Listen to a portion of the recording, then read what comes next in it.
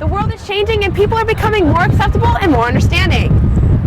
And who knows, ladies, maybe this movement has opened more doors for us in the sporting world. For Good Day to Paul, I'm Danielle Bielawski. There are only 2 cupcake ATM machines in the entire world, and we have one right here in Chicago. The Flames just dropped to the Bulldogs with a devastating loss. Hayden Hughes missed a buzzer-beater layup, leaving the score 61-59. Meanwhile, better news for Brandon Young. He did start against Seton Hall, but some of his other teammates did not. And looking forward, being the only professional indoor football team to play in Chicago, how do you feel about that? Oh, I'm stoked. Was there anything special being said during the halftime that made you guys come out on such a huge spark for the third quarter? We just tell them that you got to keep it up. Don't give them no confidence because they really good transition team and they can really score the ball. So we try to keep their confidence down. Hey everybody, today is day 3 of the Chicago Eagles tryouts. The guys that are behind me right now, all of them made the first cut, and I'm here with Brian. How does it feel to make the first cut for the Chicago Eagles? I'm real blessed and thankful to be here, really. What's your biggest challenge for today? For some, the month of May means spring and flowers. But for some athletes, this month can possibly change their life. Former college football players will watch the NFL draft in suspense on May 8th. And how about that Billy Garrett Jr.? After missing a couple of games due to sickness, Billy wasted no time getting noticed again. Meanwhile, for the Lady Blue Demons, the news is much better. They continued their Big East win streak, something you don't want to miss. That's right, Cassandra. They're off to an amazing start. See how this pans out considering college players are voluntarily trying to play, so we'll see how this goes. Well, they're definitely making history. Thank you, Danielle.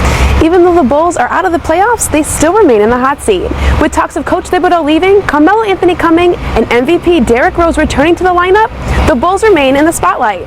At the United Center for Good Day to Paul, I'm Danielle Bielawski. Many of us are enjoying this beautiful weather outside, but unfortunately for the Chicago Blackhawks, they aren't. Many players right now are in the locker room at the United Center cleaning out their lockers after a devastating loss on Sunday against the LA Kings. At the United Center for Good Day to Paul, I'm Danielle Bielawski. That's right, Kip. The DePaul women's basketball team was on fire as they blew past Villanova.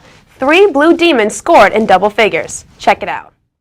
The Bulls look to bounce back from a devastating loss last game against the San Antonio Spurs. Tonight's game is against the Houston Rockets at 6 p.m. at the United Center.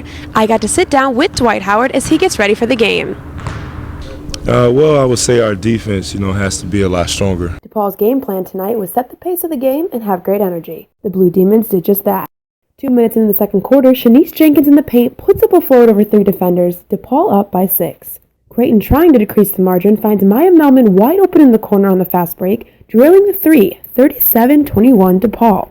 Jessica January was just feeling herself tonight. January shoots over McRory for a long 2, 42-24. Third quarter, Creighton's rookie with the aggressive putback, 60-39 DePaul. DePaul just snapped Creighton's 4-game winning streak, beating them 81-63. The Blue Demons look to carry on their winning streak as they get ready for Providence.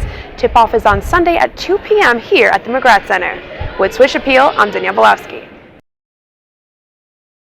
Does an athlete's sexuality really affect the way he or she plays? Top athletes like Jason Collins, Wade Davis, and now Michael Sam prove that even though they might not fit in with their sexuality, they definitely fit in with their skills. I met up with some gay and straight athletes to get their thoughts on the movement of openly gay players. Have you ever played with gay athletes before? Yes, I have. Yeah, for 3 years I had a lesbian on the team. Yes. Yes, I have. Do you think that it was any different than from playing with a non-gay athlete? No difference whatsoever. Off the court, we didn't really care what they did as long as they had the team in mind. I'm not against it.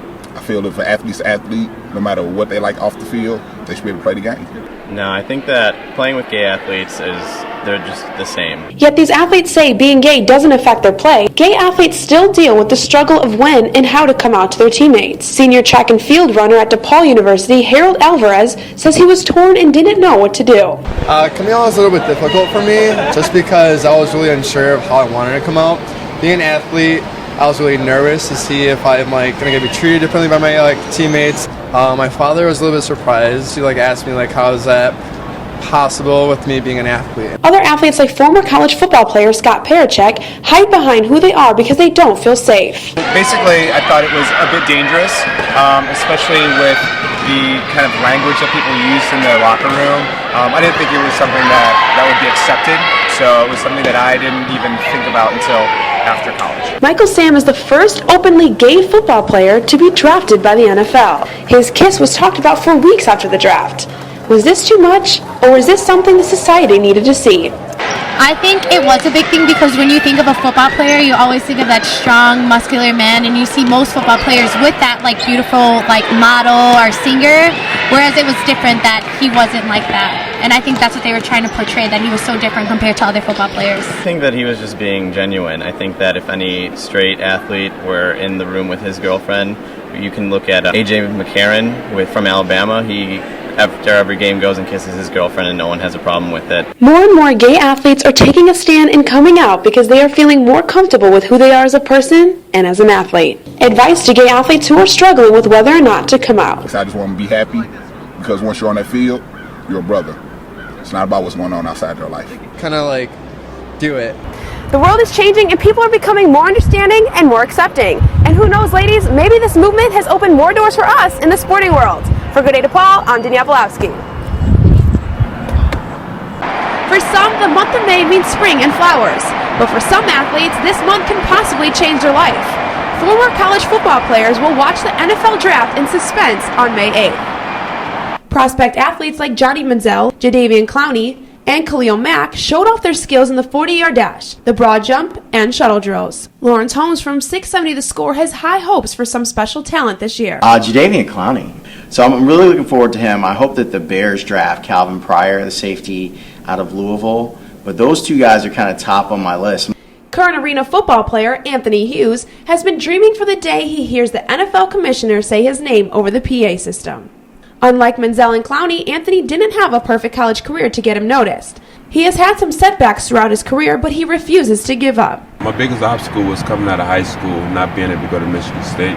They wiped their whole program clean, and then they pretty much started off with new coaches, so I was pretty much left them behind. According to Bleacher Report, in 2012, majority of the NFL players did come from a D1 school, yet there were 74 players from a D2 school, like offensive guard Amini Silatolu, and 9 from a D3 school like wide receiver Pierre Garçon back in 2008. Many people believe the draft has become into a media frenzy. Holmes hopes it doesn't get any worse. I wish that they would stop. Like, we're good right now, like kind of where we're at right now. The athletes still look at it the same. Their time to shine and hopefully have their dreams come true. For Good Day to Paul, I'm Danielle Bielawski.